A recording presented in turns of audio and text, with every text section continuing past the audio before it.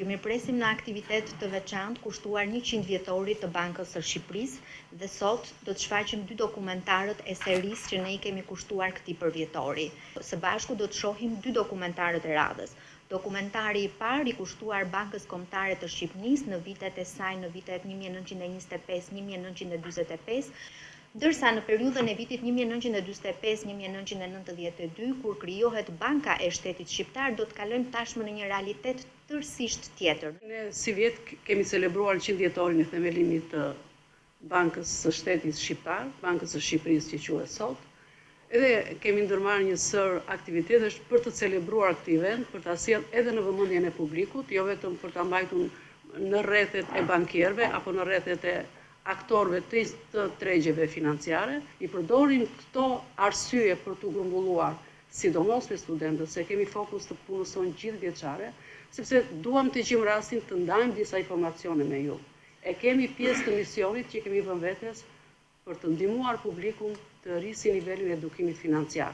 Sistemi jon financiar dhe Banka Qendrore e Shqipërisë luan në ligën e bankave më të mira dhe të vendeve më të zhvilluara europiane. Pse mora përsipër ta bëj këtë vlerësim që nuk është mbi vlerësim, po është thjesht vlerësim. Sepse Banka Qendrore jon sot është duke kryer të njëjtat funksione që kryen çdo bankë qendrore europiane. Pas aktit themelues të 2 shtatorit 1925, për Bankën Kombëtare Shqiptare hapet plotësisht rruga e operimit në tregun financiar dhe monetar. Për ekonominë e vendit nisi një epokë e re.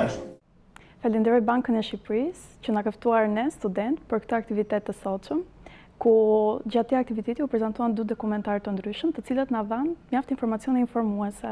Përshëndetje, unë sot pata kënaqësinë të ishe ftuar në një nga aktivitetet që Banka e Shqipërisë organizoi për 100 vjetorin e krijimit të saj. Unë sot kisha nderin të isha pjesë e aktivitetit që organizoi Banka e Shqipërisë për 100 vjetorin e saj, duke parë dokumentarët të cilët na treguan rrugtimin e saj nga viti 1925 dhe deri më sot. Faleminderit. Unë jam profesore Diana Sheu nga Universiteti Bujësor i Tiranës. Ishte kënaqësia ime dhe e studentëve të mi që ishin pjesëmarrës në këtë ngjarje historike të 100 vjetorit të Bankës së Shqipërisë.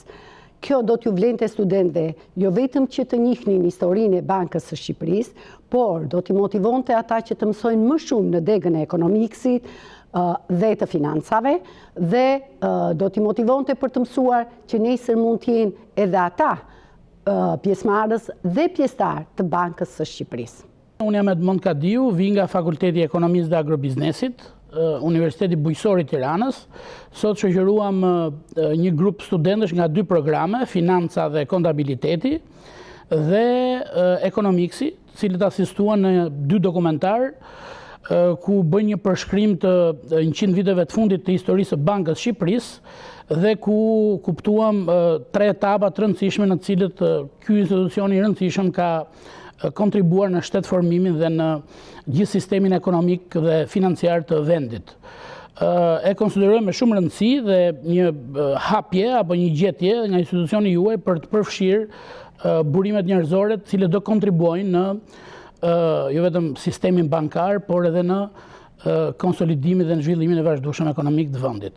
Ju uroj Bankës Shqipërisë edhe 100 vite tjera të suksesshme në misionin dhe vizionin e saj.